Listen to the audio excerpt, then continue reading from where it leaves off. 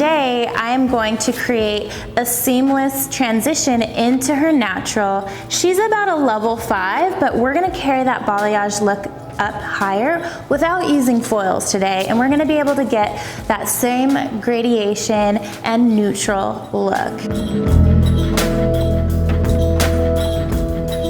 The misconception with hairstylists and balayage and brunettes is that we can't get enough lift.